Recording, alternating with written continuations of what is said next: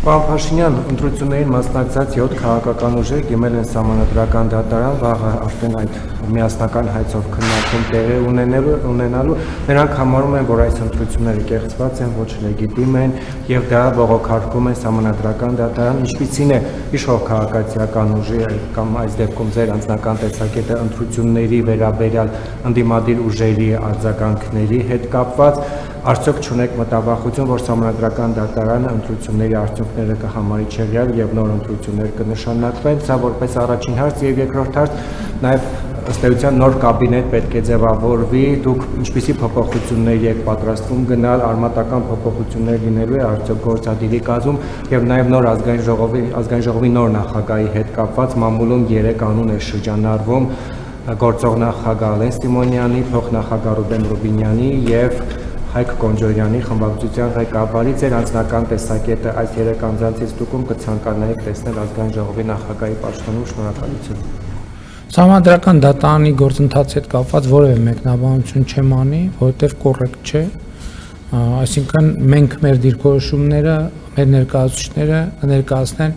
Սահմանադրական դատարան, ինչ վերաբերում է լեգիտիմությանը եւ օրինականությանը, լեգիտիմությանը, ես ուզում եմ մենք անդադ չմոռանանք, որ լեգիտիմության մեկ աղբյուր կա այդ ժողովուրդն է։ Ժողովուրդն է գնահատում իր ընտրությունը տեղի է ունեցել, թե ընտրությունը տեղի չի ունեցել։ Եթե որևէ մեկը դիտելու գոնե բավարար հմտություն ունի, անզեն աչքով կնկատի, որ ժողովուրդը արձանագրել է, որ իր ընտրությունը տեղի է ունեցել եւ իր ընտրությունը արձանագրվել է ընտրությունների պաշտոնական արդյունքներով։ Մնացածը արդեն մեր դիրքորոշումներով հանդես կգան մեր թիմի ներկայացուցիչները Սահմանադրական դատարանում, որովհետեւ ես գրություն եմ ստացել Սահմանադրական դատարանից, որ քաղաքացիական պայմանագիր կուսակցությունը ներգրավել է որպես երրորդ կողմ, եթե չեմ սխալվում, այդպես է կոչվում։ Ազգային ժողովի նախագահի տեխնացուի ընտրության հետ կապված ես իմ մոտեցումները չեմ հայտնի, ելի նույն նկատառումով,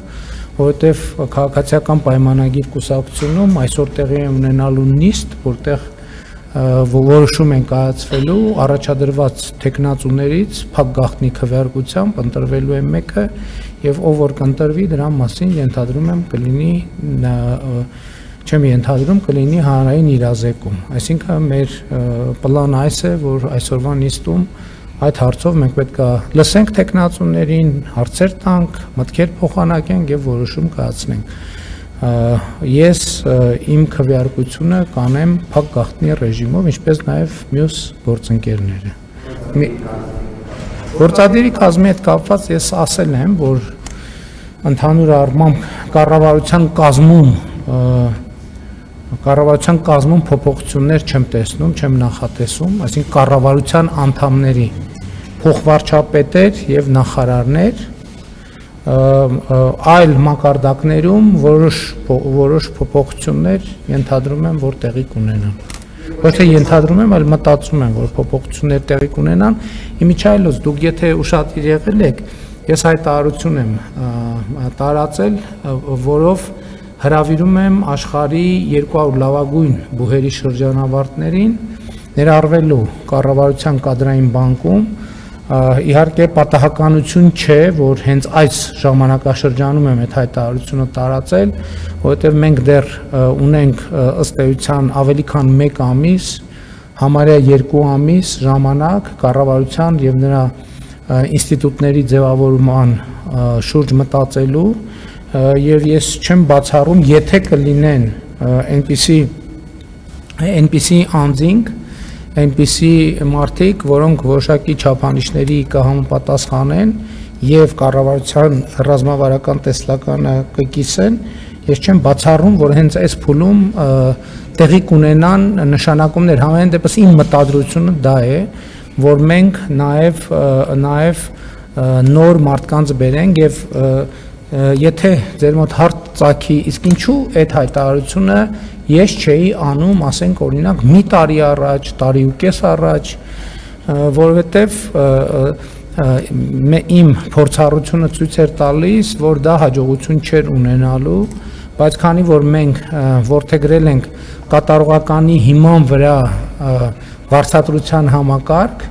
արդեն նման կրթական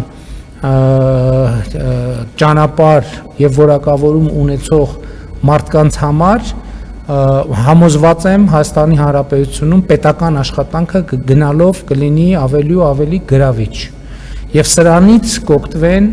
միայն ու միայն Հայաստանի Հանրապետության քաղաքացիները, միայն ու միայն շահառուները, այդ թվում լրատվամիջոցները, որովհետեւ ասել եմ, որ մենք մեծ բարեփոխում ենք պատրաստում, որը շատ մեծ աշխատանք է պահանջում, հենց միանգամից հնարավորինս շուտ, եթե այլ տեխնիկական խնդիր չլինի, մենք հենց հունվարի 1-ից կփորձենք դա անել, կփորձենք ամեն ինչ կանենք, որպեսզի համընդհանուր հայտարարագրման համակարգում յուրաքանչյուր հայտարարագրող քաղաքացի հնարավորություն ունենա իր հայտարարագրման մեջ նվիրատվություն անել 3 սուբյեկտի՝ լրատվամիջոցի, կուսակցության եւ հասարակական կազմակերպության։ Իհարկե հիմա քննարկում են նաեւ գուցե այդ շահառուներ նույնպես մտցնենք, բայց ես ուզում եմ ձեր ուշադրությունը հրավիրել, կարծում եմ սա շատ կարեւոր բարեփոխում է, որովհետեւ մենք նաեւ լրատվամիջոցների համար հնարավորություն ենք ստեղծում, որպեսզի իրենք ուղիղ ֆինանսավորում ստանան իրենց ընթերցողներից եւ նաեւ ընթերցողները քվեարկելու հնարավորություն ունենան այդպիսով։ Ուզում եմ հիշեցնել, որ խոսքը շուրջ 70 միլիարդ դրամի մասին է սոցիալական կրեդիտները, այսինքն իրանց սոցիալական կրեդիտներից որոշակի սահմանափակումներով իհարկե մարդիկ հնարավորություն կունենան ֆինանսավորել կուսակցություններին, լրատվամիջոցներին եւ հասարակական կազմակերպություններին։ Այո, դրվելու է, ռեեստրը լինելու, ասենք մարդը դուք որ լրատվամիջոցից եք,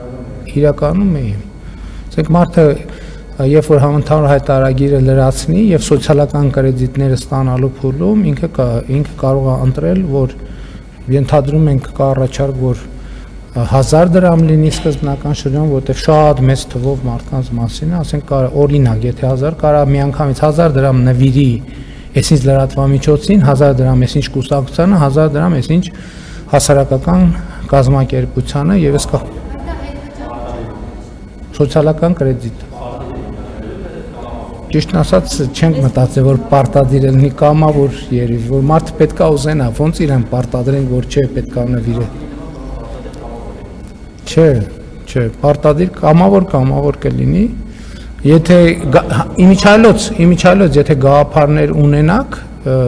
այդ կուսակցություններն էլ, հասարակական կազմակերպություններն էլ, լրատվամիջոցներն էլ հաճույքով կքննարկենք։ Բայց ելի եմ ասում, խնդրում եմ հաշվի առեք, որ սա բոլորովին նոր բան է լինելու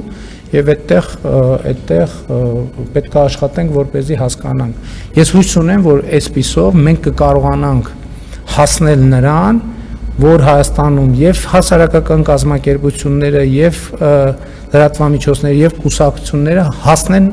անկախության մաքսիմալ աստիճանի։ Ամեն դեպս այդ մեխանիզմը ստեղծվում է եւ վստահ եղեք, որ մենք ամեն ինչ կանենք, որ այդ համակարգը զարգանա։